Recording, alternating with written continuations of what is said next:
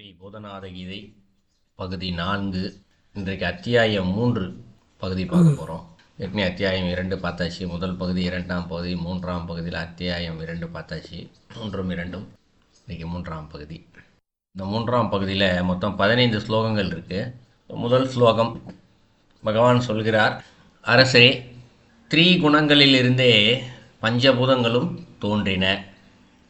சத்வகுணத்திலிருந்தே சப்தம் என்ற தன்மையோடு ஆகாசம் தோன்றியது.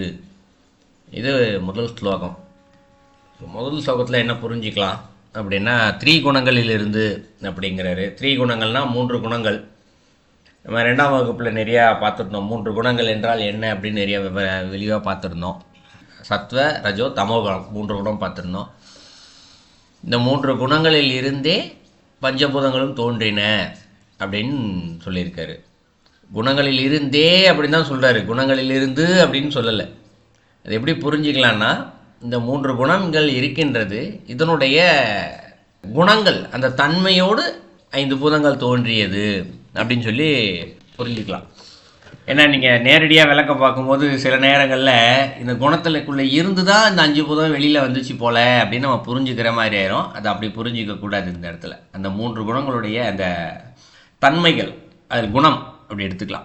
இப்போது அரசே அப்படின்னு கூப்பிடுறாரு. இந்த இடத்துல ஆர்டர் போடுற மாதிரி கூப்பிட்றாருல, யாராவது கூப்பிடும்போது அரசே அப்படின்னு ஒரு தன்மையோடு கூப்பிடுற மாதிரி இருக்கும். இந்த இடத்துல அரசே அப்படின்னா நான் சொல்கிறத கேளு அப்படின்ற மாதிரி கூப்பிடுறாரு. அதாவது மரியாதையுடன் கட்டளையிடுற மாதிரியாக கூப்பிட்டு ஆரம்பிக்கிறார் இந்த 3வது அத்தியாயமே. அடுத்தது என்ன சொல்கிறார் இந்த இடத்துல, சத்வகுணம்னு சொல்கிறார். இந்த இடத்துல சத்வகுணத்திலிருந்து சப்தம் என்ற தன்மையோடு அப்படின்னு சொல்கிறாரு. சப்தத்தின் குணம் என்று சொல்லும்போது இந்த இடத்துல அமைதி முதல்ல, அதாவது சத்வகுணத்தில் இருக்கக்கூடியது அமைதி. சத்வகுணம் அப்படின்னாலே அமைதி அமைதி அமைதி தான். அந்த அமைதியில் பார்த்தோம், அமைதி என்றாலும் சத்தம் தான். இந்த இடத்துல நம்ம சத்தம்னா நம்ம காதில் ஒரு சத்தம் கேட்குது, அதுதான் சத்தம் அப்படின்னு நம்ம புரிஞ்சுக்கிட்டு இருக்கோம். சரிதான், அது இல்லைன்னு மறுக்க முடியாது. அதே நேரத்தில் சப்தத்தினுடைய ஆரம்பம் சொல்லுவோம் இல்லையா, அது அமைதி தான் இந்த இடத்துல.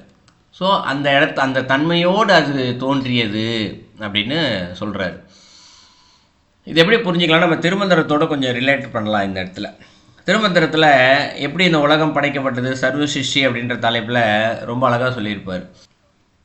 இறைவன் முதல்ல அசையா சக்தியிலேருந்து அசையும் சக்தி வந்துச்சு, அதுலேருந்து வெளிச்சம் வந்து சத்தம் வந்துச்சு, அதுலேருந்து வெளிச்சம் வந்துச்சு, ரெண்டும் சேர்த்து திரிபுரை சக்தி வந்தால் அதிலிருந்து ஆகாசங்கள் தோன்றியது, ஆகாசம் விரிவடைந்து கொண்டே சென்றது அப்படின்னு சொல்லுவார். அப்போ எல்லா பொருட்களுமே மூலம் பார்த்தோம்னா இந்த இடத்துல அசையா சக்தி தான். இந்த இடத்துல அசையா சக்திக்குள்ள முத வெளில வந்தது சத்தம் தான் வந்துச்சு. முதலாக சத்தம் தான் இந்த இடத்துல. அந்த சத்தத்தின் தன்மையோடு அப்படின்னா இந்த இடத்துல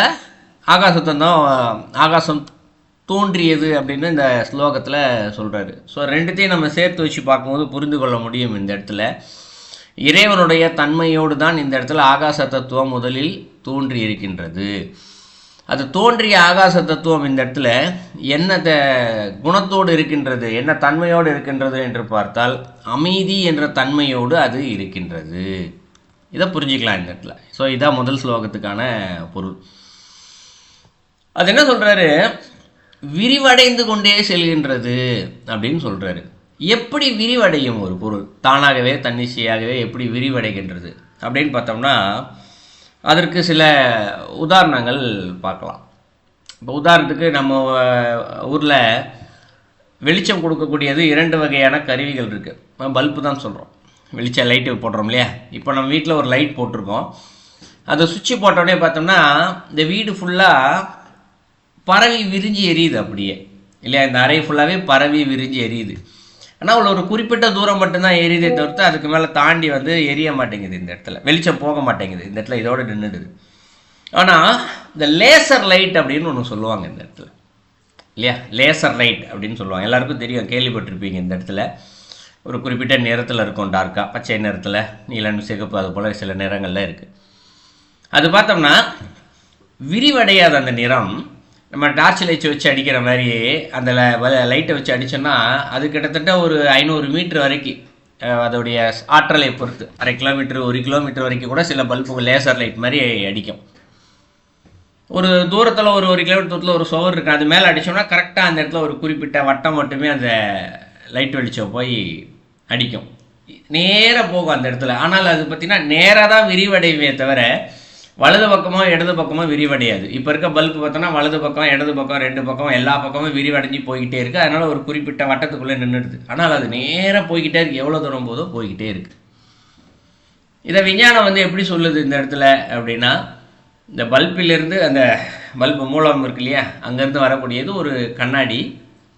அந்த கண்ணாடியிலேருந்து வரக்கூடிய வெளிச்சம் அது அங்கேயே இருக்கக்கூடிய இன்னொரு கண்ணாடி மேலே பிரதிபலிக்குது. அது இன்னொரு மேலே இன்னொன்று என்று ஒளி சிதறல்களை ஒன்றோடு ஒன்றின் மேல் ஒன்றாக எதிரொலிக்கும்படி செய்து அது நேராக செல்லும்படி வடிவமைக்கப்பட்டது அந்த பல்ப். இது வந்து இயற்கையில் கூட நம்மளுடைய மயிலில் கூட இது போல் இருக்குது. இந்த இடத்துல மயில் இறகு அப்படின்னு சொல்லுவோம். முருகருக்குடைய மயில் வந்து வாகனமாக இருக்கு இல்லையா, அதனுடைய தத்துவத்துக்கு இதுவும் கூட ஒரு காரணம். இந்த இடத்துல மயில் இறகுல பார்த்தோம்னா நடுவில் ஒரு நிறம் இருக்கும் இல்லையா, அது பார்க்கும்போதே நம்மளுடைய கவனத்தை வந்து ஈர்க்கும். அந்த நிறம் எந்த விலங்கினங்களுக்கும் அது அவ்வளோ சீக்கிரம் இல்லை, இந்த இடத்துல மயிலுக்கு மட்டும் இருக்குது இந்த இடத்துல. அதில் தான் மயில் தூரத்துலேருந்து பார்க்கும்போதே அதனுடைய நிறம் நம்மை கவருகின்றது, ஈர்க்கின்றது, ரொம்ப அழகாக இருக்குது இந்த இடத்துல. காரணம் என்ன அப்படின்னு கேட்டால், விஞ்ஞானத்தில் இவர்கள் சேர்த்து கண்டுபிடித்து வைத்திருக்கக்கூடிய ஒரு அந்த கண்ணாடி பிரதிபம்பம்னு சொன்னோம் இல்லையா, எதிரொலித்து லைட்டு நேராக போகுதுன்னு சொன்னோம் இல்லையா, அது போலவே இந்த மயில் இறகிலிருந்து வரக்கூடிய அந்த வெளிச்சம் இருக்கு இல்லையா, அந்த நிறம் பச்சை நிறத்தில் ஒரு நீல நிறம் கருநீல நிறம் மாதிரி வருது, எல்லா நிறங்கள் கலந்து வருது இல்லையா, அந்த நிறங்கள் ஒன்றின் மீது பட்டு எதிரொலித்து நேராக வருகிறதா இந்த இடத்துல. ஸோ அது என்ன பண்ணுது, நம்ம பார்க்கும்போது நம்ம கண்களை அடைந்து நம்மை கவருகின்றது. இந்த இடத்தில் லேசர் லைட் எப்படி தூரத்தில் பார்த்துட்டு நேராக போய் நம்ம பார்த்துமே ஒரு ஆச்சரியமாக தெரியுதோ இந்த இடத்துல, அதுபோல் அதுவும் கவருகின்றது இந்த இடத்தில். இது எதுக்கு சொல்ல வரேன் அப்படின்னா, இந்த சத்தத்தினுடைய தன்மை அமைதின்னு சொன்னோம் இல்லையா, இது என்ன பண்ணுதான் இதே போல் ஒன்றின் மீது பட்டு அது என்ன செய்யுது, கொஞ்சம் கொஞ்சமாக விரிவடைந்து சொல்லியே செல்கின்றது. என்ன இப்போ நம்ம சொன்ன உதாரணம் ரெண்டுமே நேராக போகுது இந்த இடத்துல விரிவடைஞ்சிக்கிட்டே. ஆனால் ஆகாசம் அப்படி அல்ல, அது பறந்து விரிந்து விரிவடைந்து கொண்டே செல்கின்றது. ஒன்றின் மீது பட்டு அது எவ்வளோ தூரம் விரிவடைந்து செல்கின்றது, அதனுடைய எல்லையை மனித அறிவினால் அதை பார்க்கவே முடியாது இந்த இடத்துல. ஏன்னா எவ்வளோ தூரம் போய் பார்த்தாலும் சரி, அகங்காரத்தோடு சென்று பார்க்கும் பொழுது திருமாலும் பிரம்மாவாலுமே அவருடைய எல்லையை பார்க்க முடியலையே, அடிமுடி காணாமல் திருப்பி வந்துட்டாங்களே காக்க முடியலன்னு சொல்லிட்டு. அதுபோல் எல்லை இல்லாமல் இருக்கக்கூடிய இறைவன் இந்த ஆகாசத்தில் இருக்கார். இந்த இடத்துல எப்படி இருக்காருன்னா, அதனுடைய விரிந்து தான் ஒன்றின் மீது பட்டு அது விரிவடைந்து கொண்டே செல்கின்றது. ஸோ இது முதல் ஸ்லோகத்தில் சொல்கிறாரு. ஸோ ஆகாச தத்துவம் என்று சொல்லப்படுகிறது சத்துவ குணத்தில் இருக்கக்கூடிய அமைதி என்ற தன்மையோடு அது தோன்றி விரிவடைந்து நிற்கின்றது. இது முதல் ஸ்லோகத்தில் தெரிஞ்சுக்கலாம். இரண்டாவது ஸ்லோகம், ஆகாசத்திலிருந்து சப்தம் ஸ்பரிசம் என்ற தன்மைகளுடன் வாயு என்ற பூதம் உண்டானது. வாயுவிலிருந்து சப்தம் ஸ்பரிசம் சொரூபம் இவைகளோடு வாக்னி தோன்றியது அப்படிங்கிறது. வாக்னி அப்படின்னு சொல்லப்படுறது நெருப்பு, ஆக்சுவலி அக்னின்னு சொல்லுவாங்க ஒரு பக்கம். இது சான்ஸ்கிரிட்டில் அந்த நூலில் வந்து வாக்னி அப்படின்னு குறிப்பிட்டிருக்காங்க. இந்த இடத்துல தூய சமஸ்கிருதமாக இருக்கும்னு நினைக்கிறேன். நெருப்பை தான் அந்த இடத்துல குறிப்பிட்டிருக்காங்க. இப்போ நூல்லையும் நெருப்பு என்ற ப்ராக்கெட்டில் போட்டிருக்காங்க. ஸோ மூன்றாவது பஞ்சபூதம். ஸோ முதல்ல ரெண்டாவது பஞ்சபூதம் வாயு. நம்ம திருமந்திரத்துலேயே அதே தான் வரும். ஆகாசம் எவ்வளவு தூரம் விரிவடைந்து சென்று கொண்டே இருக்கின்றதோ அவ்வளவு தூரம் காற்றும் உருவாகி கொண்டே சென்றது அப்படின்னு சொல்லிட்டு திருமந்திரத்தில் படிச்சிருப்போம். அதுபோலவே இந்த இடத்துல ஸோ ஆகாசம் வந்து சப்தம் வந்துருச்சுட்டார். இந்த இடத்துல அமைதி என்ற தன்மையோட ஆகாசம் வந்துருச்சு. இப்போ அதில் ஸ்பரிசம் என்ற தன்மைகளுடன் அப்படின்னு சொல்கிறார். அதாவது ரெண்டு தன்மையும் இருக்குது இந்த இடத்துல. என்ன தன்மை, சப்தம் என்ற ஒரு தன்மையும் ஸ்பரிசம் என்ற தன்மையும் அந்த குணங்கள்லேருந்து வரக்கூடியது. இந்த இடத்துல ரெண்டு தன்மைகளோடு வாயு என்ற பூதம் உருவானது அப்படிங்கிறது. அப்போ காற்றில் என்ன இருக்குது இந்த இடத்துல, ஸ்பரிசமும் இருக்குது சத்தமும் இருக்குது. எப்படி தெரிஞ்சுக்கலாம் இதை அப்படின்னா, இப்போ காற்று நம்ம வெளியில் போயினா நம்ம மேலே காற்று நம்ம மேலே படுதில்ல, ஸ்பரிசம் உணர்றோம்ல இந்த இடத்துல. அதுதான் இந்த இடத்துல, வேறு ஒன்றும் இல்லை. ஒரு குளிர் நேரத்தில் ரொம்ப குளிருது அப்படின்னு சொல்லுவோம், காற்று குளிர்ந்த காற்று அடிக்குது, ரொம்ப வெக்கையாக இருக்குது, காற்றே இல்லை, இப்படி பலவித உணர்ச்சிகளில் அது நமக்கு தெரியுது, காற்று இருக்குது அப்படின்றத தெரிஞ்சுக்கிறோம். ஒன்று. இரண்டாவது சத்தம். காற்று நல்ல ஒரு புயல் காற்று அடிக்கும் போதோ, வேகமாக காற்று அடிக்கும் போதோ ரொம்ப ஒரு மாதிரி புசு புசுன்னு சவுண்டு வரும், எல்லாருக்கும் தெரியும்னு நினைக்கிறேன். ஸோ அந்த இரண்டு தன்மைகளோடு இந்த வாயு பூதம் உண்டானது, இது ரெண்டாவது சொல்கிறாரு. அடுத்த ஸ்லோகத்தில் என்ன சொன்னார்? வாயுவிலிருந்து சப்தம், ஸ்பரிசம், சொரூபம் இவர்களோடு கூடிய நெருப்பு தோன்றியது, இதை சொல்லியிருக்காரு. அப்போ மூன்றாவதாக இருக்கக்கூடிய நெருப்பில் 3 தன்மைகள் சொல்லியிருக்காரு. ஒன்று சத்தம், இன்னொன்று ஸ்பரிசம், இன்னொன்று சொரூபம். இதை 3ஐயுமே நம்ம நெருப்பில் பார்க்கலாம். ஏன்னா உலகம் படைக்கப்பட்டதில் திருமந்திரத்துலேயே 3ஆவதாக நெருப்பு தான் படைக்கப்பட்டது அப்படின்றது இருக்குது. இப்போ நெருப்பில் பார்த்தோம்னா 3 தன்மைகளும் இருக்குது. நெருப்பு எரியும் போது ஒரு சத்தம் வரும், யாகம் செய்யும் போதோ இல்லை பெரிய நெருப்பு பெரிய பெரிய எரிய பதபதன்னு ஒரு மாதிரி சவுண்டு கேட்கும் இந்த இடத்துல நெருப்பு எரியும் போது. ஸோ அப்போ அதில் சத்தம் இருக்கின்றது என்பதை தெரிஞ்சுக்கலாம். ஒன்று. இரண்டாவது, நம்ம வீட்டில் விளக்கு ஏற்றும் போது பார்த்தோம்னா அமைதியாக இருக்குல்ல ஒரு நேரத்தில், ஆனாலும் அதுக்குள்ளே ரொம்ப நுட்பமான சத்தமும் இருக்குத்தான் செய்யும், நமக்கு கேட்காது. ஸோ நெருப்பில் அமைதியும் இருக்குது இந்த இடத்துல, அதே நேரத்தில் சத்தமும் அது இருக்கும். வீட்டில் ஒரு மெழுகுவத்தி விளக்கேற்றி வச்சுருக்கும் போது அணைக்கிறதுக்கு நம்ம ஒரு விசிறியை வைத்தோ கையை வச்சோ அணைச்சா கூட அது அணையிற அந்த முன்னாடி புஸ்துன்னு ஒரு சவுண்டு கேட்டு தான் அணையும் இந்த இடத்துல, பலருக்கு தெரிஞ்சிருக்கும். ஸோ அதில் அமைதி சத்தம் அதற்குள்ளேயே இருக்குது இந்த இடத்துல நெருப்பில். ஒன்று. இரண்டாவது ஸ்பரிசம். நெருப்பை தொட்டால் சுடுதில்லை நம்ம கையில் இல்லையா? ஒரு பாத்திரத்திலே சூடாக இருந்தால் கூட அந்த பாத்திரத்தை தூக்கும் போது கை சுட்டுடுது இந்த இடத்துல. ஸோ இதெல்லாம் ஸ்பரிசம் தான் இந்த இடத்துல நெருப்பு, இரண்டாவதாக இருக்கக்கூடிய தன்மை. மூன்றாவது சொரூபம். சொரூபம் என்றால் வடிவம் என்று பொருள் இந்த இடத்துல. வடிவம்னா இப்போ நெருப்பிற்கு ஒரு வடிவம் ஏதோ ஒன்று இருக்குல்ல. இப்போ ஒரு விறகு இருக்குது, எரிச்சா தணல் சொல்லுவோம், கங்குன்னு சொல்லுவோம் அந்த இடத்துல. அது ஒரு நெருப்பு அந்த வடிவத்திலே தானே இருக்குது. அந்த தணல் போகும் வரைக்கும், குளிர்ச்சி அடையும் வரைக்கும் அது அந்த வடிவம் இருந்து கொண்டே இருக்கின்றது. ஏன்னா கண்ணால் பார்க்குறோம். இன்னொன்று, வடிவம் என்று இருந்தால் கண்ணால் பார்த்து தெரிஞ்சால் தான் அது வடிவம் இந்த இடத்துல. குத்து விளக்கு ஏற்றுறோம் இல்லையா, அகல் விளக்கு ஏதோ விளக்கு ஏற்றும் போது விளக்கு ஏற்றுவதற்கு ஏற்றார் போல் அந்த தீபம் எரிகின்றது. ஸோ கண்ணால் பார்க்குறோம், அது ஒரு வடிவம். இப்போ 3 தன்மைகளோடு இந்த நெருப்பு தோன்றியது, மூன்றாவதாக சொல்லிட்டாரு. இந்த நெருப்புன்னு சொல்லப்படுறது இன்னொன்று நம்ம உடம்புக்குள்ளேருந்து கூட எடுத்துக்கலாம் இந்த இடத்துல. நம்ம உடம்புல பார்த்திங்கன்னா தொட்டு பார்க்கும்போது நம்மளால் உடம்புல சூடு இருக்குல்ல, சூடு இல்லைன்னா மனுஷனால் உயிரோடு ஆள முடியாது இந்த இடத்துல. ஸோ நம்மளால் தொட்டு பார்த்தோம்னால அந்த சூட்டை நம்மளால் தெரிஞ்சுக்க முடியும். இந்த குணங்கள் எல்லாமே நம்முடைய உடம்பில் கூட இருக்கிறது. நெருப்பு எங்கெல்லாம் இருக்கின்றதோ அங்கெல்லாம் இந்த 3 குணங்களும் இருக்கும் உறுதியாக. இது 2வது ஸ்லோகத்தை சொல்கிறாரு. 3வது ஸ்லோகம். அரசே மேலும் கேள், அக்னியிலிருந்து சப்தம், ஸ்பரிசம், ரூபம் இவற்றோடு ரசமும் கூடிய ஜலம் உண்டானது. 4வது சொல்கிறாரு. 4வது இது தண்ணீர். இந்த இடத்துல தண்ணியில் என்ன இருக்குன்றாரு? சத்தம் இருக்குது அப்படிங்கிறாரு. அமைதியும் இருக்குது, சத்தமும் இருக்குது தண்ணியில். நம்ம ஆறு, குளம் இங்கெல்லாம் பார்க்கல, ஓடக்கூடிய நீர்நிலைகளில் பார்த்தோம்னா சத்தம் கேட்டுக்கிட்டே இருக்கும். தண்ணி ஒன்றோடு ஒன்று தண்ணீரே மோதி சத்தத்தையும் கொடுக்குது இந்த இடத்துல. அதே நேரத்தில் குளங்கள் இங்கெல்லாம் அமைதியாகவும் அந்த நீரானது இருக்கின்றது இந்த இடத்துல.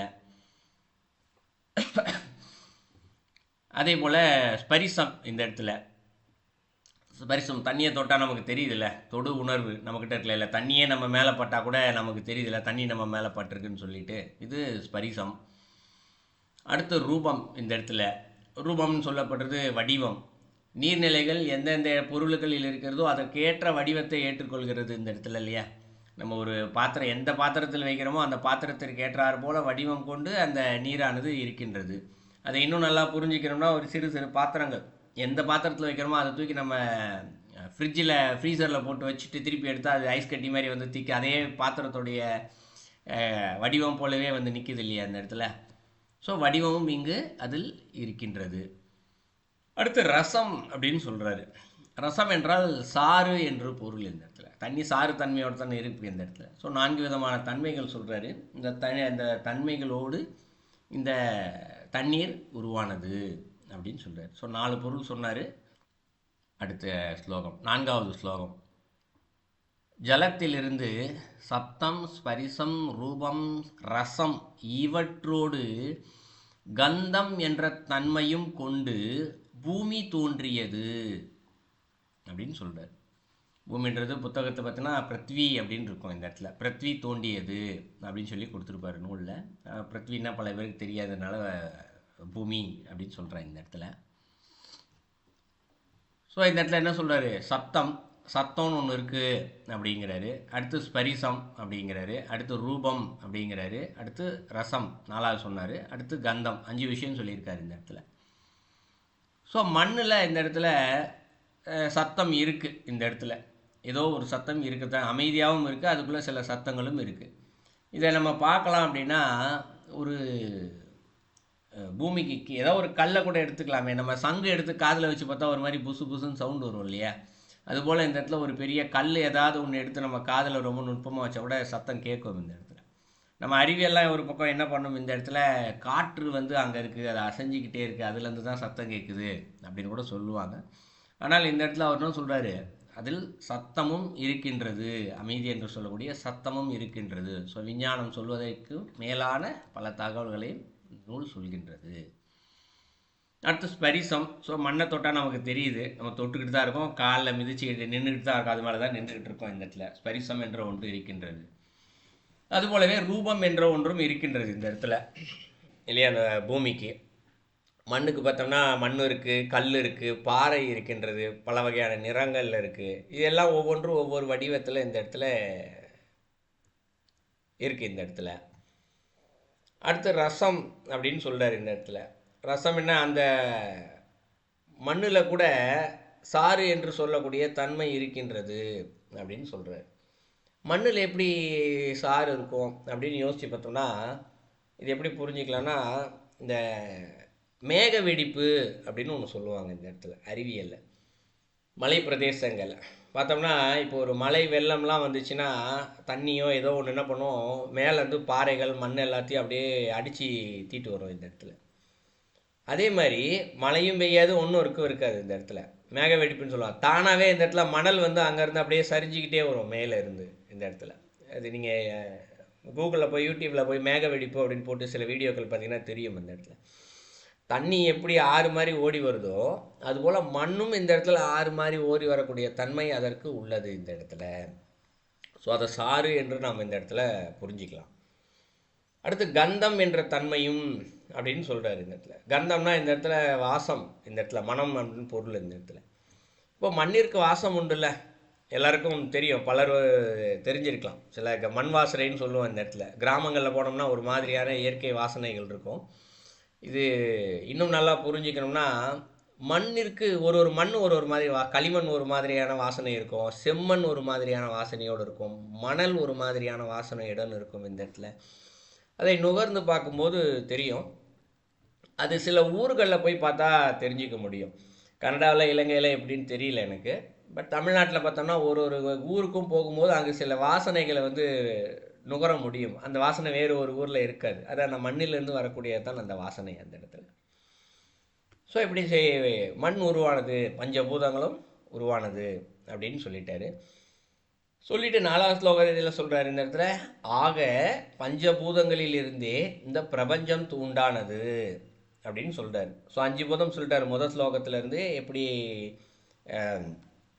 ஆகாசம் வந்துச்சு, காற்று வந்துச்சு, நெருப்பு வந்துச்சு, நீர் வந்துச்சு, மண் வந்துச்சு அப்படின்னு சொல்லி இது 5ம் உண்டான பின்பாக இதிலிருந்தே இந்த பிரபஞ்சம் தோன்றியது சொல்லி முடிச்சிட்டார் 4வது ஸ்லோகத்தில். அடுத்து 5வது ஸ்லோகம். இதில் என்ன சொல்கிறாரு, இந்த பஞ்சபூதங்களிலும் சத்வம், ரஜஸ், தமஸ் என்ற 3 குணங்கள் குறைவாகவோ அதிகமாகவோ இருக்கின்றன, அதை குறித்து அறிவாயாக அப்படின்னு சொல்கிறார். இப்போது 5 பூதங்களும் கிடைக்கப்பட்டது. இந்த 5 பூதங்களிலையுமே அவர் தான் சொல்கிறாரு, இந்த 3 குணம் மனிதனுக்கு இருக்கு இல்லையா, இயற்கையான குணம், சத்வகுணம், ரஜஸ் குணம், தமோ குணம் 3 சொல்லுவோம். இந்த 3 குணங்களுமே இந்த 5 பூதங்களிலுமே கலந்திருக்கின்றது அப்படின்னு சொல்கிறார். ஏன்னா அங்கே குணங்களோட அந்த தன்மையோடு தானே வந்துச்சு இந்த இடத்துல அந்த 5 பூதங்களுமே. அது அப்போ 5 பூதங்கள் அதிலிருந்து வந்ததென்றால் அதில் அந்த 3 குணங்களுமே அதில் இருக்கணும் இல்லையா? அதைத்தான் சொல்கிறாரு இதில். ஏன்னா எப்படி இருக்கான் இந்த இடத்துல, ஒரு பூதத்தில் ஒன்று குறைவாக இருக்கான், இன்னொன்று தாசி இருக்கான், 3மே சரிசமமாகவே இல்லையா இன்னைக்கு. இப்போ நம்மக்கிட்ட ஒரு உயிர்கள்ட்ட எடுத்துட்டா சரிசமமாக இருக்கான்னு கேட்டால் கிடையாது. நம்மகிட்ட அதிகபட்சம் பார்த்தோம்னா இந்த இடத்துல தமோ குணமும் ரஜோகுணம் தான் இருக்குது இந்த இடத்துல, சத்துவகுணம் குறைவாக தான் இருக்குது இந்த இடத்துல இல்லையா? இதே ஒரு ஞானியோ ரிஷியோ யாரையாவது போய் பார்த்தோம்னா அவங்ககிட்ட சத்துவகுணம் தான் அதிகமாக இருக்கும், ரஜோகுணம் கொஞ்சம் ஒன்றா இருக்கணும், தமோ குணம் இருக்கவே இருக்காது அவங்கக்கிட்ட. ஸோ அதுபோல் இந்த 5 பூதங்களிலும் இந்த 3 குணங்கள் குறைவாகவோ அதிகமாகவோ இருக்கின்றனன்னு சொல்லிட்டு இதை குறித்து அறிவாயாக அப்படின்னு சொல்கிறார் இந்த இடத்துல. ஸோ அப்போ என்ன பொருள் இந்த இடத்துல, 5ம் இருக்குது, இயற்கையாகவே இருக்குது இந்த இடத்துல.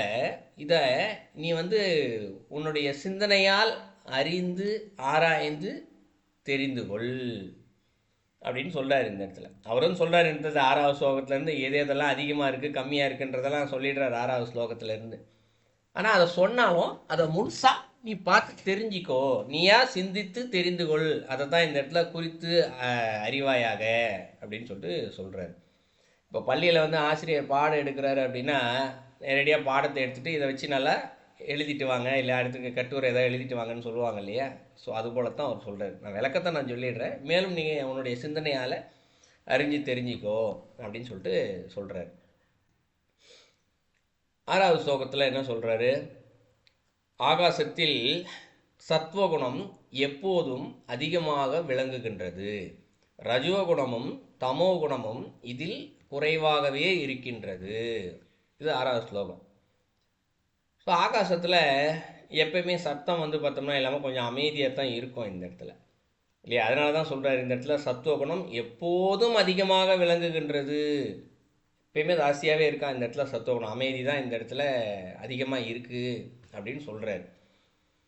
அடுத்து என்ன சொல்கிறாரு, ரஜோகுணமும் தமோகுணமும் இதில் குறைவாகவே இருக்கின்றது அப்படின்னு சொல்கிறாரு. இங்கே ரஜோகுணம் என்று சொல்லப்படுவது எது, செயல்பாடுகள் இந்த இடத்துல. ஸோ ஆகாசத்தினுடைய செயல்பாடுகள் என்று பார்த்தோம் என்றால் குறைவாகவே இருக்கின்றது, அதுவும் மனிதனுக்கு புரியாது. ஆகாச தத்துவம் என்ன செஞ்சுக்கிட்டு இருக்கு அப்படின்னு கேட்டால் மனுஷனால் என்ன சொல்ல முடியும் இந்த இடத்துல? காற்று வேறு வேலை செய்யுதுப்பா, என்னப்பா வேலை செய்யுதுன்னா நம்ம சொல்லிடலாம், மூச்சு உள்ளே போகுது மூச்சு வெளியில் வருது, மரங்களுக்கெல்லாம் காற்று கொடுக்குது சொல்லிடலாம். நீர் என்ன செய்யுது, எல்லாருக்கும் குடிக்கிறதுக்கு பயன்படுது, செடிக்கு தண்ணி ஊற்றுறோம் ஸோ பயன்படுதுன்னு சொல்லலாம். ஆகாசம் என்ன பண்ணுது அப்படின்னு சொல்லி கேட்டோம்னா அது ஒரு செயலை செய்து கொண்டு தான் இருக்கின்றது, ஆனால் அந்த செயல்கள் மனிதனுடைய அறிவிற்கு அப்பாற்பட்டதாக இங்கு இருக்கின்றது. இயன்ற வரைக்கும் பார்த்தோம்னா கொஞ்சம் புரிஞ்சுக்கிற அளவுக்கு பார்த்தோம் அப்படின்னா நாம் செய்கின்ற செயலுக்கு அது இடம் கொடுக்கின்றது இந்த ஆகாச தத்துவம் என்பது. இப்போ ஒரு காலி பூமி இருக்குது, மண் இருக்குது, மண்ணுக்கு மேலே இருக்கக்கூடிய எல்லாமே இந்த இடத்துல ஆகாச தத்துவம் தான் இந்த இடத்துல. இப்போ ஒரு மனிதன் இந்த பூமி என்னோட தான் அப்படின்னு சொல்லி சொன்னோம்னா ஆமாம் உன்னோட தான் போன ஒரு பத்திரத்தில் எழுதி கையில் கொடுத்துருவாங்க. இதுக்கு மேலே நான் வீடு கட்ட போகிறேன் அப்படின்னா அந்த இடத்துல மண்ணை கொண்டு வந்து கொட்டுவோம், கல்லை கொண்டு வந்து கொட்டுவோம், இல்லையா பெரிய வீடு எழுப்பி நமக்கு தேவையான பொருட்கள் எல்லாத்தையும் உள்ளே கொண்டு வந்து கொட்டிக்கிறோம். எங்கே வைக்கிறோம் இந்த இடத்துல, மண்ணு மேலே வைக்கிறோம் நம்ம நினச்சிக்கிட்டு இருக்கோம். ஆமாம் அது உண்மைதான், இல்லைன்னு சொல்லலாம். அதே நேரத்தில் ஆகாசம் என்று சொல்லக்கூடிய இடம் நமக்கு உதவி செய்தால்தான் அந்த இடத்தில் நாம் வைக்க முடியும் இந்த இடத்துல இல்லையா? மாடி மேலே மாடி கட்டிக்கிட்டே போய்கிட்டே இருக்கும்ல, கட்டி முடிச்சாச்சு ஓகே, வீட்டுக்குள்ளே கொண்டு போய் சோஃபா வைக்கிறோம், டிவி வைக்கிறோம், எல்லா பொருளையும் கொண்டு போய் வைக்கிறோம், அதுவும் ஆகாச தத்துவம் காலி இடம் தான் இந்த இடத்துல. நாம் செய்கின்ற செயல்களுக்கு ஏற்ப அது நமக்கு ஒத்துழைப்பு கொடுக்கின்றது. இதை புரிஞ்சுக்கிறதே கொஞ்சம் கடினம் தான் இந்த இடத்துல. ஸோ அதை இந்த இடத்துல சொல்கிறாரு, அதிகமாக இருக்குது இந்த இடத்துல அப்படின்னு சொல்கிறாரு. அடுத்து அது அந்த ரஜோகுணம் இந்த இடத்துல செயல்பாடுகள் இந்த இடத்துல அமைதியாகவும் இருக்குது, கொஞ்சம் நமக்கு ஒத்துழைப்பும் கொடுக்கின்றது. அதே போல் தமோகுணம் இந்த இடத்துல, தமோகுணம் என்று சொல்லப்படுவது எது, கோபம், சீற்றம் இந்த இடத்துல. ஆகாசத்தில் என்ன இயற்கை சீற்றம் இருக்குது அப்படின்னு பார்த்தோம்னா அதுவும் குறைவாகத்தான் இருக்கின்றது அப்படின்னு சொல்கிறார் இந்த இடத்துல. அது என்ன சீற்றம் இது வரைக்கும் கொடுத்துருக்கு ஆகாசம் அப்படின்னு பார்த்தா மனித அறிவுக்கும் அதுவும் புரிந்து கொள்ள முடியாது தான் இந்த இடத்துல. ஆனால் இதை வேறு ஒரு கோணத்தில் நம்ம புரிஞ்சுக்கிட்டோம் அப்படின்னா, இப்போ ஒரு நெருப்பினாலோ காற்றினாலோ நீரினாலோ நமக்கு ஏதோ ஒரு பாதிப்பு வருது அப்படின்னு வச்சுக்கோம் இந்த இடத்துல. ஸோ ஆகாச தத்துவம் அதற்கு உதவி செய்தால் மட்டும்தானே அந்த நீரோ நெருப்போ நம்மை பாதிக்கின்றது இந்த இடத்துல. ஒரு தண்ணி ரொம்ப பிரளயம் ஏதோ ஒன்று வருது, கடல் பொங்குது, இல்லை சுனாமி மாதிரி வந்து தண்ணி வந்து ஒரு ஊருக்குள்ளே வருதுன்னு வச்சுக்கோ, இந்த இடத்துல எல்லாத்தையும் அடித்து காலி பண்ணும். ஆகாச தத்துவம் இடம் கொடுக்கறதுனால தான் தண்ணி உள்ளே வருது, தண்ணி உள்ளே வந்ததுனால தானே எல்லாருமே முங்கி போகிறாங்க, எல்லா பொருளும் அழிஞ்சு போகுது இந்த இடத்துல. ஸோ இந்த கோணத்தில் நாம் சிறிது புரிந்து கொள்ளலாம். இதுவும் சிறிது புரிந்து கொள்வதற்காகத்தான். ஆனால் மேற்கொண்டு இந்த தமோகுணம் இன்னும் குறைவாகவே இருக்கின்றது. அதுவும் மனித அறிவிற்கு சிறிது அப்பாற்பட்டது தான் இந்த இடத்தில். ஸோ 3 குணம் சொல்லிட்டாரு. ஆகாசத்தில் என்னென்ன குணம் இருக்குது, எப்படி இருக்குன்னு சொல்லியிருக்காரு. அடுத்து 7வது ஸ்லோகம். அரசே, வாயுவில் சத்வகுணமும் ரஜோகுணமும் சரிசமமான அளவில் விளங்குகின்றது. இங்கே தமோகுணம் குறைவாகவே இருக்கின்றது. இது 7வது ஸ்லோகத்தில் சொல்கிறார். இப்போ காற்றில் பார்த்தோம்னா சத்வகுணம் அமைதியும் ரஜோகுணமும் சரிசமமான அளவில் இருக்கா இந்த இடத்துல. ஸோ அமைதி என்பதும் இருக்கின்றது. இப்போ வாயு பார்த்தோம்னா அதிகபட்சம் நம்ம கூட இருக்க இந்த இடத்துல, நம்மை சுற்றி காற்று இருந்து கொண்டு தான் இருக்கின்றது. அமைதியாகத்தான் இருக்குது இந்த இடத்துல, மூச்சு விட்டுக்கிட்டு இருக்கோம், அமைதியாக உள்ளே போயிட்டு தான் வெளியில் வருது. அதே போல் ரஜோகுணம் என்று சொல்லப்படுது செயல் இந்த இடத்துல. ஸோ செயல் காற்று என்ன பண்ணுறது, அமைதியாக தன்னுடைய செயலை செஞ்சுக்கிட்டு தானே இருக்குது. நான் தான் செய்கிறேன் எல்லாரும் பாருங்கன்னு அது ஒரு ஆர்ப்பாட்டத்தையே செய்யலை. அது வாட்டுக்கு மூக்குக்குள்ளே போகுது, வெளியில் வருது, செடி கொடிகள்லாம் அதுவாக காற்றை உறிஞ்சிக்குது, அதுவே திருப்பி வெளியில் விட்டுக்குது. ஏதோ ஒரு செயல்கள் நடந்து கொண்டே இருக்கின்றது. இதெல்லாம் செயல்பாடுகள். அதனால் இது ரெண்டுமே சரிசமமான அளவில் இருக்கின்றது அப்படின்னு சொல்கிறார். அடுத்து தமோகுணம் குறைவாகவே இருக்கின்றது அப்படின்னு சொல்கிறாரு. குறைவாக அந்த கோபம் என்று சொல்லக்கூடிய குணம் காற்றில் ரொம்ப குறைவாக இருக்கா. ஏன் குறைவாக இருக்குதுன்னு சொல்கிறாருன்னா, அதை வேணால் நம்ம மனுஷ அறிவில் கொஞ்சம் புரிஞ்சிக்கலாம். ஏன்னா அந்த புயல் நேரங்களில் காற்று தான் கொஞ்சம் அதிகமாக அடிக்கும் இந்த இடத்துல இல்லையா. காற்று அடித்து மரம் வேரோடு கீழே விடும், நம்ம வீட்டில் இருக்க பொருள்லாம் பறக்கும் அப்படியே இந்த இடத்துல. ஸோ இப்போ இதெல்லாம் தமோ குணம் தான். அது குறைவாக இருக்குன்ற இருக்கோன்னா எப்பயோ ஒரு வாட்டி தான் நடக்குது. இதெல்லாம் எப்பயுமே நடந்துக்கிட்டே இருக்கிறது இல்லை. இயற்கை சீற்றங்கள் வரும்போது எப்பொழுதோ ஒரு முறை தான் நடக்கின்றது. அதனால் தமோ குணம் காற்றில் இருப்பதை கொஞ்சம் புரிஞ்சிக்கலாம் மனுஷ அறிவினால் இந்த இடத்துல. அது 7வது ஸ்லோகத்தை சொல்கிறார். அடுத்தது 8வது ஸ்லோகம். அக்னியில் தமோ குணமே மிகுந்து காணப்படுகிறது. அதில் பாதியளவு ரஜோகுணமும் மிக குறைந்த அளவில் சத்வகுணமும் காணப்படுகின்றது. ஆகாசத்தில் எப்படியோ அப்படியே தான் ஜலத்திலும் உள்ளது அப்படிங்கிறாரு. ஸோ ஆகாச தத்துவத்தை என்ன சொன்னோம் இந்த இடத்துல, சத்துவகுணம் அதிகமாக இருக்கும், ரஜோகுணம் தமோகுணம் குறைவாக இருக்குன்னு சொல்லியிருந்தோம். அதுதான் ஜலத்திலும் இருக்கிற நீர் சொல்கிறார் இந்த இடத்துல. நீரிலும் அதே போல் இந்த இடத்துல சத்துவகுணம் அதிகமாக இருக்கா, இந்த இடத்துல ரஜோகுணமும் தமோகுணமும் குறைவாக இருக்குது அப்படின்னு சொல்கிறார்.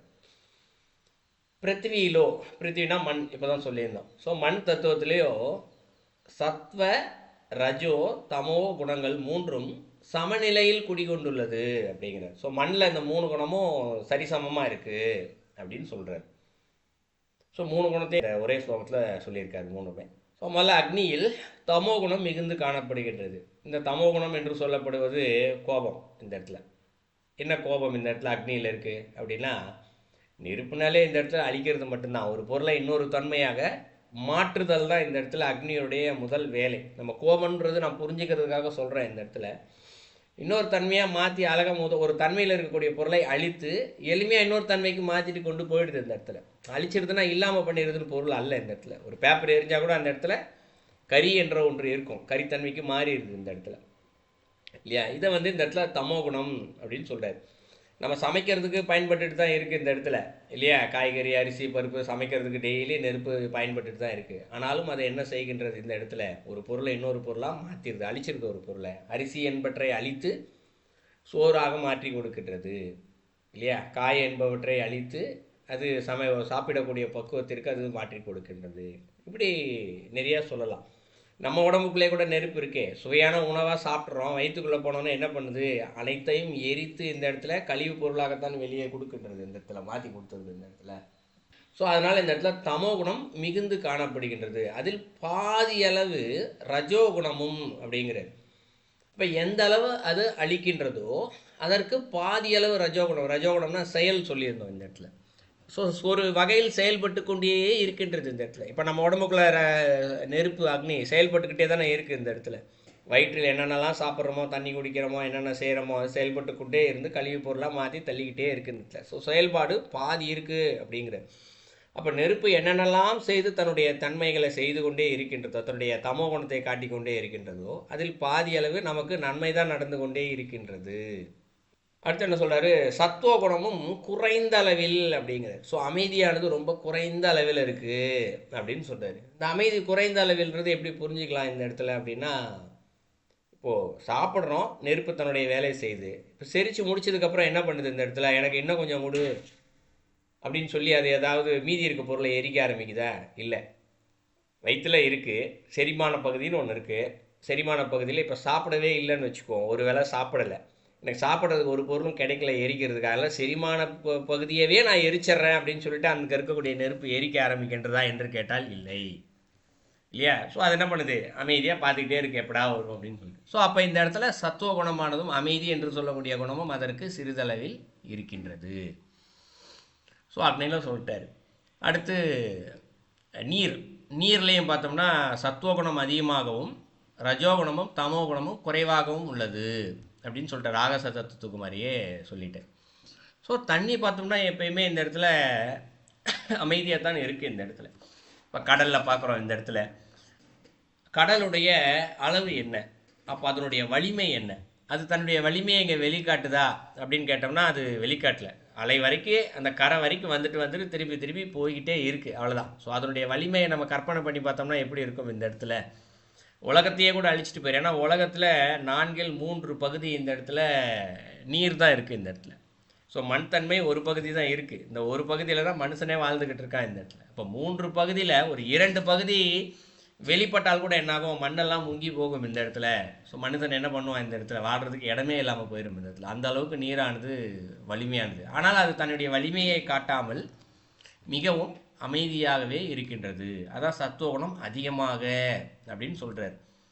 அதே போல் ரஜோகுணம் தமோகுணம் குறைவாக அப்படின்னு சொல்லிட்டார். ஸோ தண்ணி இந்த இடத்துல தன்னுடைய வலிமையை காட்டலாம் கூட ஏதோ ஒரு வகையில் தன்னுடைய செயலை செய்து கொண்டே தான் இருக்கின்றது.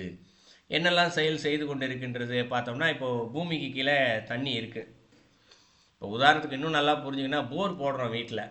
இலங்கையில் கனடாவில் எப்படின்னு தெரியல, இப்போ இந்தியாவிலலாம் பார்த்தோம்னா நம்ம போர் போடுவோம் தண்ணி. ஸோ ஒரு 100 அடி கீழே போட்டோன்னே தண்ணி அது வாட்டுக்கு எவ்வளோ நேரம் மோட்ரு போட்டாலும் தண்ணி வந்துக்கிட்டே இருக்கும். 4 மணி நேரம் 5 மணி நேரம் போட்டாலும் ஓடிக்கிட்டே இருக்கும். அப்போ அவ்வளோ தண்ணி கீழே இருக்குது.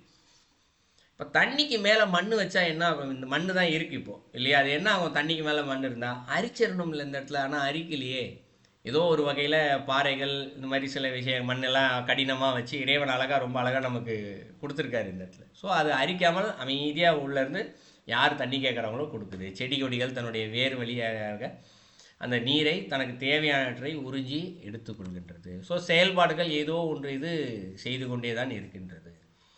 அதே நேரத்தில் தமோகுணமும் அந்த நீருக்கு இருக்கத்தான் செய்கின்றது. சில நேரங்களில் இந்த மழை வெள்ளம் இந்த மாதிரி நேரத்துலலாம் தண்ணி வந்து அடிச்சுட்டு போயிடுது இல்லையா? எப்போது ஒரு வாட்டி காற்றுக்கு சொல்கிறோமே, அதே போல் எப்பயோ ஒரு வாட்டி வந்து இது சிறு தமோ குணத்தையும் கோப குணத்தையும் அது காட்டத்தான் செய்கின்றது. ஸோ நீருக்கான குணத்தை சொல்லிட்டாரு. மண் தத்துவத்தில் இந்த 3 குணங்களும் சரிசமமான நிலையில் இருக்கின்றது அப்படிங்கிறது. என்ன செய்து மண் இந்த இடத்துல, முதல்ல சத்துவ குணம் அமைதியாக தானே இருக்குது. மண் தன்னுடைய இதெல்லாம் பெருசாக தன்னுடைய குணத்தெல்லாம் வெளிக்காட்டவே இல்லை, அமைதியாக அது வாட்டுக்கு இருக்குது. நம்ம நடந்து போனாலும் அது வாட்டுக்கு இருக்குது, தோண்டினாலும் அது வாட்டுக்கு இருக்குது.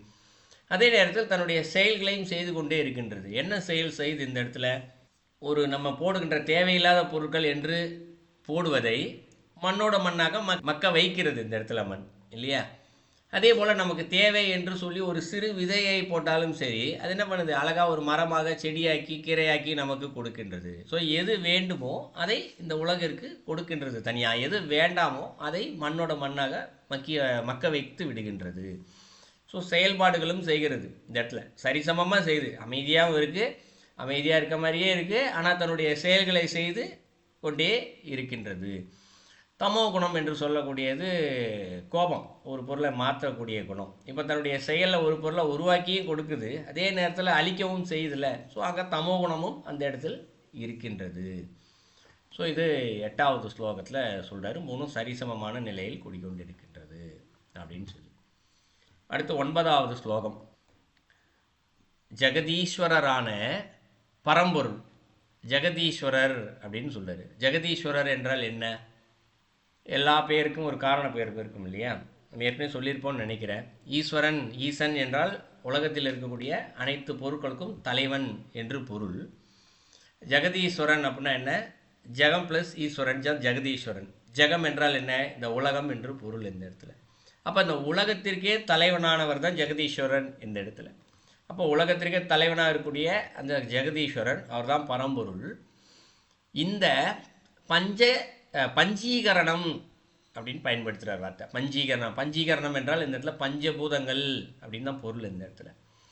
ஸோ பஞ்சீகரணம் என்ற செயலின் மூலமாக ஜீவராசிகளின் உடல்களை உருவாக்குகிறார். இப்போ 5 பூதங்கள் எப்படி உருவானதுன்னு சொல்லிட்டாரு, உலகம் எப்படி உருவாச்சுன்னு சொல்லிட்டார். உலகம் உருவான பின்பாக அடுத்து உயிர்கள் நாம் வரணும் இந்த இடத்துல இல்லையா? மனிதர்கள் வரணும், விலங்குகள் வரணும், எல்லாமே வரணும், செடி கொடிகள் எல்லாமே வரணும். இது எல்லாத்தையுமே எதுலேருந்து வந்துச்சுங்கிறாரு? இந்த பஞ்சீகரணங்கள் என்ற செயலின் மூலமாக. 5 பூதங்கள் இருக்குது, 5 பூதமே தங்களுடைய செயல்களை செய்து கொண்டே இருக்கான் இந்த இடத்துல. ஆகாசம் தன்னோட செயலை செய்து, காற்று தன்னோட செயலை செய்து, நெருப்பு தன்னோட செயலை செய்து, நீர் தன்னோட செயலை செய்து, மண் தன்னோட செயலை செய்து. 5க்குமான குணங்கள் என்று இருக்கின்றது. இந்த 5 குணங்கள் தன்னிச்சையாக தங்களுடைய செயலை செய்து கொண்டே இருக்கும் பொழுது இங்கு இந்த உயிர்கள் உருவானது. எப்படி உருவானது? இறைவன் உருவாக்குகின்றார். ஜகத்திற்கே ஈஸ்வரர், தலைவர் அவர் தானே. தலைவர் என்ன பண்ணுறாரு? கட்டளை இடுறார் இந்த இடத்துல 5 பூதங்களுக்குமே. இந்த இடத்துல நீங்கள் உங்களுடைய செயல்களை எல்லாம் செய்து இங்கே ஜீவராசிகளை உருவாக்குங்கள்னு சொல்கிறாரு. அதுவே இந்த இடத்துல உருவாக்கி விடுகின்றது. அப்போது பொருளை உருவாக்கிடுச்சு. பொருள் என்றால் என்ன? ஒரு மனுஷ உடம்பை உருவாக்கணும்னா இந்த மனித உடம்பு ஒரு சதை பிண்டம் இந்த இடத்துல, 5 பூதங்களான சதை பிண்டம். இதை வேறொரு நூலில் ஒரு குறிப்புரையில் சொல்லும் இந்த இடத்துல. 5 பூதங்களும் இந்த இடத்துல உருவாச்சு. ஆனால் உள்ளே இருக்கக்கூடிய ஆன்மா என்பதை ஒரு காற்று போல் உருவாக்கிச்சு சொல்லுவார் இந்த இடத்துல. காற்று எங்கேருந்து வருதுன்னு தெரியாது, திருப்பி எங்கே போகுதுன்னு தெரியாது இல்லையா? அதே போல் இந்த உள்ளே இருக்கக்கூடிய ஆன்மாவும் எங்கேருந்து வருதுன்னு தெரியாது, எங்கே போகுதுன்னு தெரியாது இல்லை. மனித அறிவுக்கு தெரியாதுல்ல. அது அடுத்து எங்கேருந்து வந்துச்சு தெரியாது, திருப்பி எங்கே போச்சு தெரியாது. வந்த இடம் எங்கே மூலம்னு பார்த்தா இறைவன் தான். சென்று சேரக்கூடிய இடம் எங்கே? அது இறைவன் தான் இந்த இடத்துல. ரெண்டுமே தெரியும் இந்த இடத்துல. ஆனால் அதை நம்மால் உணரவும் முடியாது முதலில். இரண்டாவது, சென்ற பிறவி எது என்று பார்த்தால் அதுவும் நமக்கு தெரியாது, அடுத்த பிறவி என்று பார்த்தால் அதுவும் தெரியாது. ஸோ 5 பார்த்தா தெரியும். ஆரம்பம் இறைவன், மூலம் இறைவன், சென்று அடையும் இடம் இறைவன். ஆனால் இதற்கு முன்பாக என்ன இருந்ததுன்னு கேட்டால் தெரியாது. அதுபோலவே இந்த ஜீவர்கள் ஏற்கனவே சேர்த்து வைத்துள்ள பாவ புண்ணிய கர்மாக்களுக்கு ஏற்ப இந்த உடலை ஏற்று பிறவிகளை அடைகின்றார்கள். அது சொல்கிறார் இந்த இடத்துல. அப்போது இவர்கள் பாவ புண்ணியங்களை சேர்த்து வச்சுருக்காங்க, கர்மாக்கள்லாம் வச்சுருக்காங்க அப்படிங்கிறார். ஏற்கனவே சேர்த்து வைத்துள்ள. அப்போ இறைவனுடையிடம் இருந்து எப்பொழுது பிரிகின்றார்களோ இல்லையா, அப்போவே இந்த இடத்துல மும்மலங்கள் அவர்களை பற்றி விடுகின்றது. பாவ கர்மாக்கள் சூழ்ந்து கொள்கின்றது இந்த இடத்துல. அதற்கு ஏற்றார் போல கர்மா வருது அவங்களுக்கு. இந்த கர்மாக்களுக்கு ஏற்ப இந்த உடலை ஏற்று. அப்போ உடலை ஏற்று என்ற ஒரு வார்த்தையை பயன்படுத்துகிறாரு. அப்போ என்ன பொருளானது? இந்த உடம்பை நாம் தான் இங்கு கேட்டு வாங்கி வருகின்றோம் இந்த உலகத்தில். ஏற்கனவே ஒரு வகுப்பில் இதை வச்சு ரொம்ப தெளிவாக பேசியிருக்கோம் இந்த இடத்துல. பிறந்ததுக்கு பின்பாக இந்த மனுஷன் ஏன் தான் இறைவன் இந்த பதவியை கொடுத்தாரு? அவன் நல்லா இருக்கான், அவனை மாதிரி பிறந்திருக்கலாம், இவனை மாதிரி பிறந்திருக்கலாம், இப்படியெல்லாம் நம்ம நிறையா யோசிப்போம். சில நேரங்களில் யோசனை வரத்தான் செய்யும். வசதியாக இருக்கவங்கள பார்த்தோ இல்லை ரொம்ப மகிழ்ச்சியாக வாழ்கிறவங்கள பார்த்தோ அதுபோல் நாமும் இருந்திருக்கலாமே, பிறந்திருக்கலாமே, இறைவன் ஏன் இப்படி பிறக்க வச்சாலாம் தோணும். ஆனால் இந்த இடத்தில் நாம் தான் இதுபோல் இருக்கக்கூடிய வாழ்க்கை முறை வேண்டும் என்று கேட்டு வாங்கி வருகின்றோம். ஏன் கேட்டு வாங்கி வரோன்னா, இந்த உடம்பு எடுக்கிறதுக்கு முன்னாடி நமக்கு இறைவன் இருக்கக்கூடிய இடத்துல தெரியும். இந்த இடத்துல நமக்கு என்ன வினை இருக்குது, என்ன கர்மா இருக்குது, என்ன ஆசை இருக்குது அப்படின்னு தெரியும். அப்போ இந்த ஆசையை அனுபவிக்கணும்னா இந்த வாழ்க்கை முறை தான் நம்மளால் அனுபவிக்க முடியும் அப்படின்னு சொல்லிட்டு நாம் தெரிந்து தான் வாங்கி கொண்டு வருகின்றோம். அதைத்தான் ஏற்ப இந்த உடலை ஏற்று அப்படின்னு சொல்கிறார். அதாவது கர்மாக்களுக்கு ஏற்ப இந்த உடலை ஏற்று இந்த உடம்பை வாங்கிக்கிட்டு என்ன பண்ணுறோம்? பிறவிகளை அடைகிறார்கள் அப்படின்னு சொல்லிட்டு சொல்கிறார். இது 9வது ஸ்லோகம். அது 10வது ஸ்லோகம் அடுத்து சொல்கிறார். சத்வ குணத்திலிருந்தே தேவர்கள் தோன்றினார்கள். சத்வகுணமும் ரஜோகுணமும் இணைந்து கந்தர்வர்களும் கிண்ணறர்களும் குஹ்யர்களும் தோன்றினார்கள், பிசாசர்களோ சத்துவமும் தாமசமும் இணைந்து தோன்றியவர்கள். அரசே, திவ்யமான இந்த சிருஷ்டியின் முறையை உனக்கு சுருக்கமாக விளக்கி இருக்கின்றேன் அப்படின்னு சொல்றாரு. ஸோ என்ன சொல்ல வர்றாரு, சத்துவகுணத்திலிருந்து தேவர்கள் தோன்றினார்கள் அப்படின்னு சொல்றாரு. ஸோ தேவர்கள் யார், நம்ம ஏற்கனவே பலமுறை சொல்லியிருக்கோம். அளவுக்கு எல்லா சுகபோகமும் அவங்கக்கிட்ட இருக்கும், ஆனால் எதுவுமே என்னுடையது இல்லை என்ற சிந்தனையோடு அமைதியாக இருப்பார்கள், தங்களுடைய செயலை செய்து கொண்டு. அவர்களுக்கு என்று சில செயல் இருக்கும். இந்த இடத்துல தேவர்களுக்கு உண்டான செயல், இப்போ வாயு பகவான், வர்ற பகவான், அக்னி பகவான்லாம் சொல்கிறோம் இல்லையா, அதற்கு தேவர்கள் இருப்பாங்க. அவங்க என்ன பண்ணுறாங்களாம், தங்களுக்கான செயல்களை செய்து கொண்டே இருக்கின்றார்கள். ஆனால் நான் செய்கின்றேன் என்ற எண்ணமே இல்லாமல் தங்களுடைய செயலை செய்து கொண்டே இருப்பவர்கள் இந்த இடத்துல தேவர்கள்.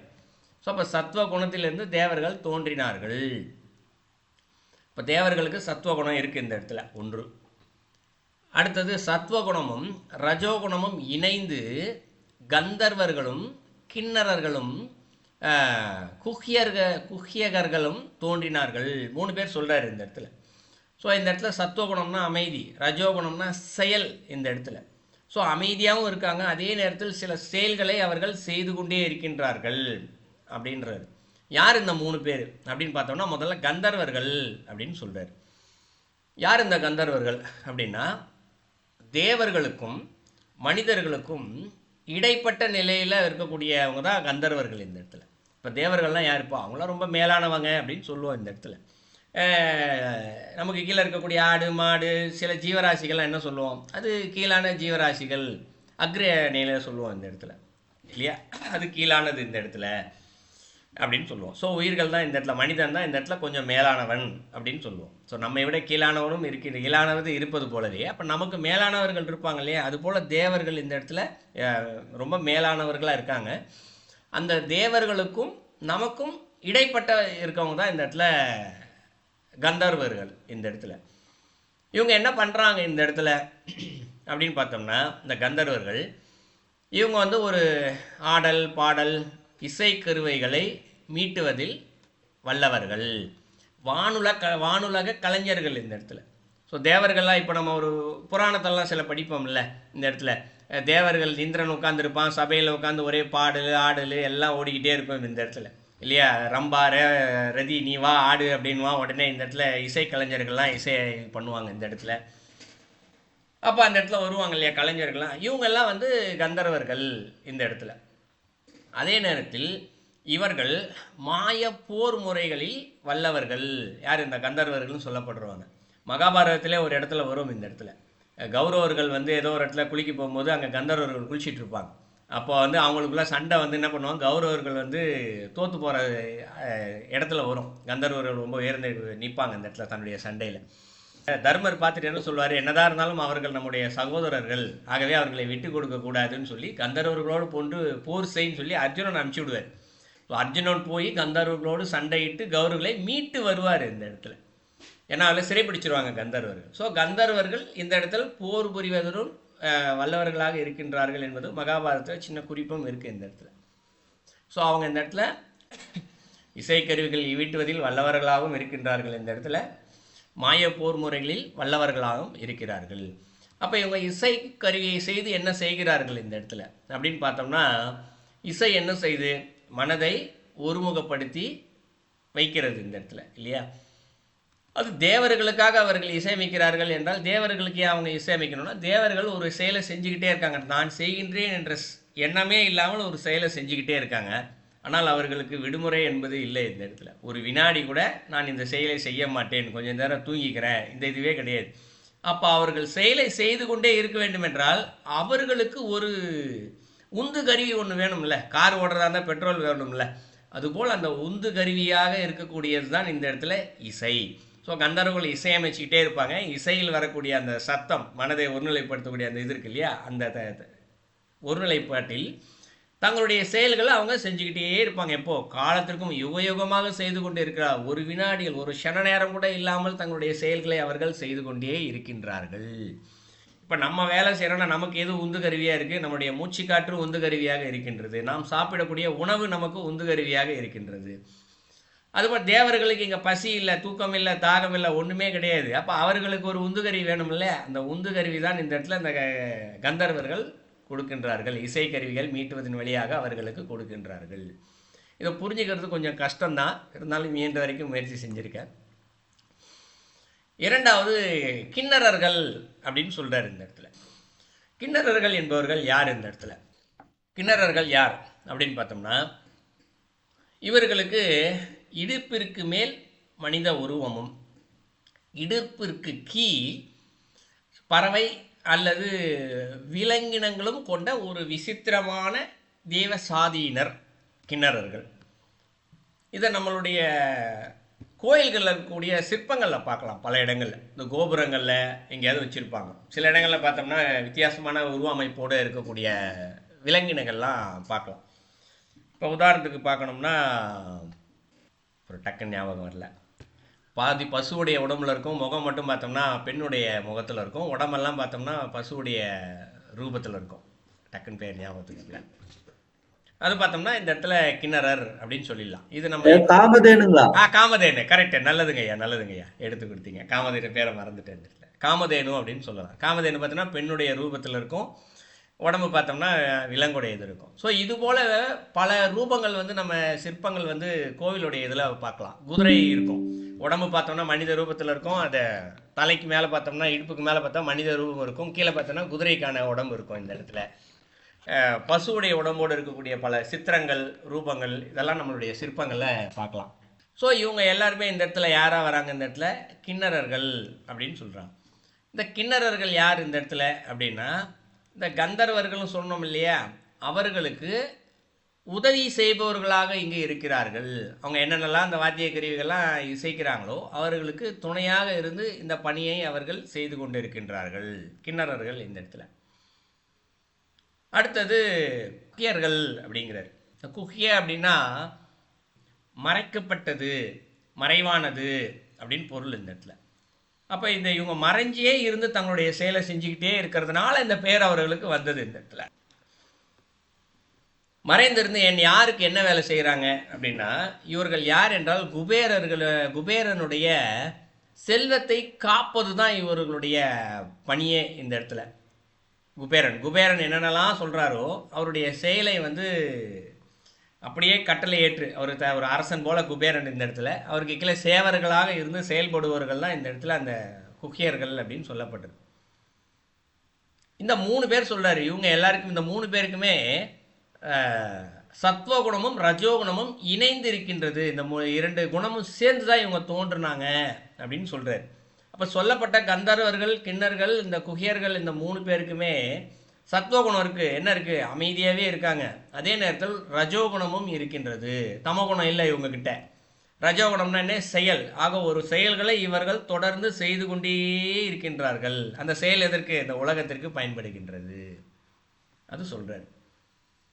அடுத்து பிசாசர்களோ சத்வமும் தாமசமும் இணைந்து தோன்றியவர்கள் அப்படின்னு சொல்கிறாரு. யார் இந்த பிசாசர்கள் அப்படின்னு பார்த்தோம்னா, மாமிசத்தை சாப்பிடக்கூடியவர்கள் தான் பிசாசர்கள் அப்படின்னு சொல்லுவாங்க. இது வந்து ஒரு அமானுஷ்ய உயிரினம். இறைவன் ஏன் இதையெல்லாம் படைத்தார் அப்படின்னு பார்த்தோம்னா, அதுவும் இந்த இடத்துல உலக நன்மைக்காகத்தான் அப்படின்னு சொல்லிக்கலாம். இப்போ ஒரு தேவையில்லாத பொருட்களை போட்டு வைப்பதற்கு என்று கொஞ்சம் பெரிய பெரிய வீடுகள்லாம் பார்க்கலாம். தேவையில்லாத பொருளை போட்டு வைக்கிறதுக்கு என்று ஒரு அறை இருக்கும் இந்த இடத்துல, இல்லையா? அதுபோல் இந்த உலகத்தில் தேவையில்லாத மனிதர்களுக்கு எதிராக இருக்கக்கூடியது, இல்லையா, மனிதர்களுக்கு துன்பம் விளையக்கூடிய ஏதாவது ஒன்று இருந்தால் அதை எல்லாத்தையுமே போக்குவதற்காக இந்த பிசாசர்களை இறைவன் படைத்திருக்கின்றார். இதை இன்னும் கொஞ்சம் நுட்பமாக பார்த்தோம்னா, பிசாசு மனுஷனை பயமுறுத்திக்கிட்டு தானே இருக்குது சொல்லலாம். அப்போ பயமுறுத்துதுன்னா அப்போ மனிதனுக்கு எதிராகத்தானே இருக்குது அப்படின்னு சொல்லிட்டு யோசிக்கலாம். ஆனால் இது வேறொரு கோணத்தில் யோசிக்கணும் இந்த இடத்துல. இப்போ இறைவனை தடையாக இருப்பது எது? மனுஷனுக்கு பயம், ஆசைகள், இப்படி நிறைய இருக்கும் இந்த இடத்துல. ஒரு பிசாசை பார்த்தா ஒரு மனுஷன் பயப்படுறான்னு வச்சுக்கோ, இதை நான் புரிஞ்சுக்கிறதுக்காக தான் சொல்கிறேன். அப்போ இப்போ எவ்வளோ நேரம் தான் பயப்படுவான் இந்த இடத்துல பார்த்துக்கிட்டே இருந்து? முன்னாடி கொண்டு வந்து வச்சுட்டாங்கன்னு வச்சுக்குவோம். இப்போ உதாரணத்துக்கு ஊசி போடுறதுக்கு பலருக்கு பயம் இருக்கும். ஒரு சுகரோ ஏதோ ஒரு தீராத வியாதியோ ஒன்று வந்துருச்சு, 10 நாளைக்கு ஒரு ஊசி போட்டு தான்ப்பா ஆகணும் அப்படின்னு சொல்லிட்டா என்ன ஆகும்? ஆரம்பத்தில் ஊசி போடும்போது பயமாக இருக்கும்.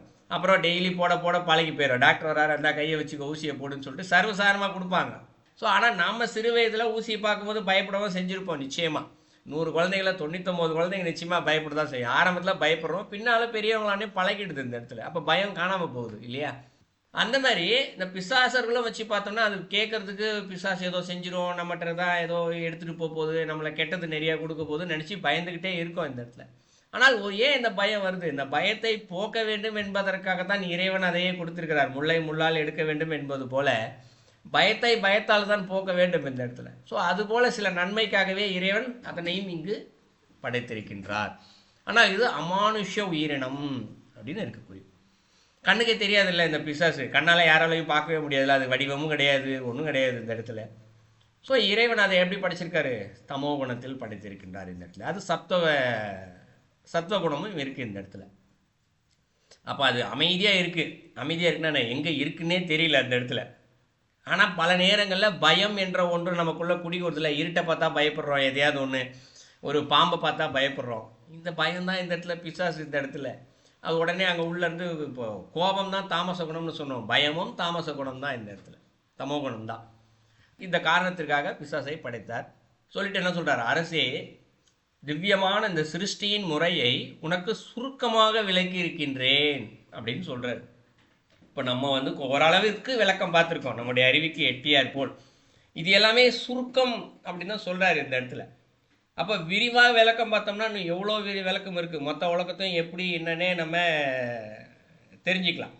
இதை தான் முன்னாடியே ஒரு ஸ்லோகத்தில் சொல்லியிருந்தார், 5வது ஸ்லோகத்தில். இதை குறித்து அறிவாயாக அப்படின்னு சொல்லி ஆரம்பத்திலே சொல்லியிருந்தார் இல்லையா? அப்போது இங்கே அவர் ரொம்ப சுருக்கமாக சொன்னதை ஒவ்வொன்றா நம்ம விரிவாக விலாவரியாக நம்ம பார்த்துக்கிட்டே போனோம் அப்படின்னா, நம்ம சிந்தித்தால், நம்முடைய அறிவால் சிந்தித்திருக்கும் போது இன்னும் பல விதமான விளக்கங்கள் நமக்கு இங்கு கிடைக்கும். அதுதான் ஆரம்பித்தே சொல்ல, குறித்து அறிவாயாகன்னு சொல்லிட்டாரு. சுருக்கமாக உனக்கு சொல்லியிருக்கேன், விளக்கி இருக்கிறேன் அப்படின்னு வேறு சொல்கிறாரு.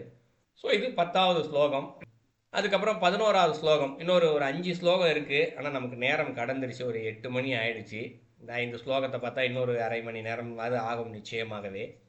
ஸோ அதனால் அடுத்த சனிக்கிழமை இதை பற்றி தொடர்வோம். அடுத்த அத்தியாயத்துக்கும் போகலாம். 3வது அத்தியாயம் தான் இப்போ பார்த்துட்ருக்கோம். ஸோ 4வது அத்தியாயம் கூட பார்க்கலாம். பார்த்த ஸ்லோகங்கள் வரைக்கும் ஏதாவது கேள்விகள் கருத்துக்கள் இருந்தால் சொல்லுங்கள். ஐயா வணக்கம் ஐயா. சொல்லுங்க ஐயா. இந்த தேவர்கள், கிங்கரர், பிசாசுகள் அதுகள் எங்க இருக்கு? இப்ப எங்களுக்குள்ளேயா இருக்குது அதுகள் எல்லாம்? அதுகள் எங்க இருக்குன்னு கேட்கணும் ஐயா. அதுகள் எங்களுக்குள்ளேயே இருக்கா இல்லாட்டு இப்படி இருக்குது? அவர்கள் எங்க இருக்கின்றார்கள் அப்படின்னு சொல்லி கேட்குறீங்க இல்லைங்களா? ஓ, இப்ப நீங்க கடைசியா சொல்லிக்க இந்த பிசாசுன்றது பயம்னு சொல்லி கோபம் அது எங்களுக்குள்ள இருக்கிறதா நாங்க எடுக்கலாம். அப்ப மற்றது இந்த இரவாசி பறவைன்ற உருவத்தோடும் இடுப்புக்கு மேல மனித உருவோடும் அதில் எப்படி என்ன ஒரு உருவமற்ற நிலையில இருக்குமான்றதை பற்றி கேட்கிறோம். எப்படி இருக்குமாண்டு? அதாவது ஐயா, அண்டத்தில் உள்ளது பிண்டத்தில் உள்ளது, பிண்டத்தில் உள்ளது அண்டத்தில் உள்ளது. இந்த தத்துவத்தை நம்ம படிச்சிருப்போம். அப்போ நீங்கள் பார்க்கும்போது இவர்கள் எல்லாம் இருக்கின்றார்களா என்று கேட்டால் உறுதியாக இருக்கின்றார்கள் இந்த இடத்துல. நான் சொல்கிறது அண்ட தத்துவத்தில். அதனால தான் உங்களுக்கு மகாபாரதத்தை கூட ஒரு குறிப்பாக சொன்னேன். உங்களுக்கு மகாபாரதத்திலே கந்தர்வர்கள் வருவார்கள் இல்லையா, சண்டை போட்டாங்க அப்படின்றதுக்கு குறிப்பு, அவங்க இருக்கிறாங்க அப்படின்றதுக்கு ப்ரூஃப் மகாபாரதம் இந்த இடத்துல இருக்குது. இவங்களாம் எங்கே இருக்கிறாங்க அப்படின்னு பார்த்தா, இப்போ தேவர்களுக்கு என்று ஒரு உலகம் இருக்கின்றது இல்லையா? இவர்கள் தேவர்களுக்காகத்தான் இந்த பணியை செய்து கொண்டு இருக்கின்றார்கள் என்றால், அப்போ ஒரு தேவர்கள் இருக்கக்கூடிய உலகத்தில் தான் அவர்கள் இருப்பார்கள். ஸோ வேறு உலகத்திற்கும் தேவர்களால் எல்லா உலகத்துக்கும் போயிட்டு வர முடியும். தேவர்கள் நம்ம உலகத்துக்கு வந்துட்டு போகிறாங்கல்ல.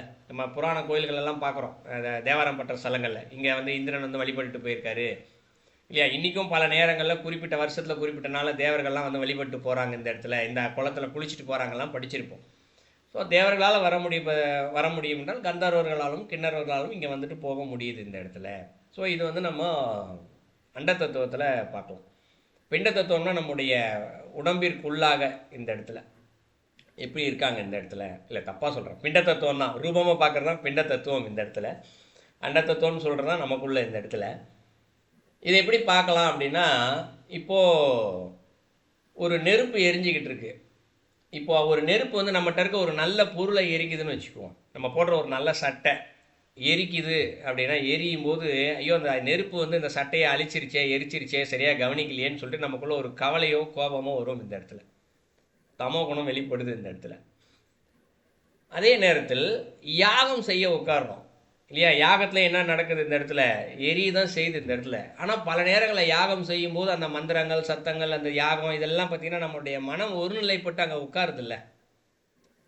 நீங்கள் மந்திரமே சொல்லலைன்னா கூட சரி, இந்த இடத்துல யாகம் செய்யும்போது நீங்கள் காதில் ஒரு பட்ஸ் ஏதாவது வச்சுக்கோங்க, காதில் சத்தம் எதுவும் கேட்காத மாதிரி சும்மா ஒரு காதை கூட மூடி வச்சுக்கிட்டு அப்படியே அமைதியாக இல்லை. யாகம் செய்யும்போது இந்த டிவியில் கூட யூடியூப்பில் எதாவது கூட சரி, யாகம் போட்டு அந்த நெருப்பை மட்டும் அப்படியே உட்காந்து பார்த்துட்டே இருங்களேன், தானாகவே மனமானது கொஞ்சம் அமைதி அடையிறத நம்மளால் உணர முடியும் இந்த இடத்துல. சரிங்களா? அப்போ மனம் இந்த இடத்துல உள்ளுக்குள்ளே அமைதி அடையுது என்றால் அப்போ அதற்கு உள்ளே ஏதோ ஒரு உந்து பொருள் இருக்கணும்ல இந்த இடத்துல. அப்போ அந்த அமைதி என்ற தன்மையில் இருக்கக்கூடிய கந்தர்வர்கள் இந்த இடத்துல அவர்கள் இந்த செயலை நமக்கு செய்ய உதவி செய்கிறார்கள். ஒரு உந்து பொருளாக உள்ள அமைதியை கொடுக்கக்கூடிய உந்து பொருளாக அவர்கள் இருக்கிறார்கள். நம்ம மனசு ஒருநிலைப்படணும்னா இறைவனுடைய அருள் இருந்தால்தான் நம்முடைய மனம் ஒருநிலைப்பட வேண்டும் என்று சொல்லுவோம் இந்த இடத்துல. இறைவா கருணை கொடு, என் மனசை ஒருநிலைப்படுத்தி கொடு, தியானம் பண்ணுறேன், என்னால் மனசு ஒருநிலைப்படுத்தவே முடியல அப்படின்னு சொல்லுவோம். அப்போ இறைவன் தான் நமக்கு அருளை கொடுக்குறாரு, அவரால் தான் மனசு ஒருநிலைப்படுதுன்னு சொல்கிறோம். இறைவன் நேரடியாக வந்து நமக்கு இதை செய்கிறாரா? சிவபெருமான் நேரடியாக வந்து செய்கிறாரா? அவர் எல்லாத்தையும் படைச்சிட்டு படைத்து ஒழிந்தேனே திருமந்திரத்தில் படிச்சிருப்போம். படைச்சு விட்டுட்டு அமைதியாக போய் உட்காந்துட்டார் இந்த இடத்துல. அப்போது ஏதோ ஒரு ஆற்றல் வழியாகத்தானே இதை செய்து கொண்டிருக்கின்றார். அது என்னென்ன ஆற்றல்னு பார்த்தோம்னா இந்த கந்தர்வர்கள், தேவர்கள் நம்ம படித்தோம் இல்லையா? இது வந்து இந்த பாடலில் ஸ்லோகத்தில் பார்த்தா 4 பேர் தான் சொல்லியிருக்காரு. ஆனால் மொத்தம் 18 பேர் இருக்காங்க இந்த போல.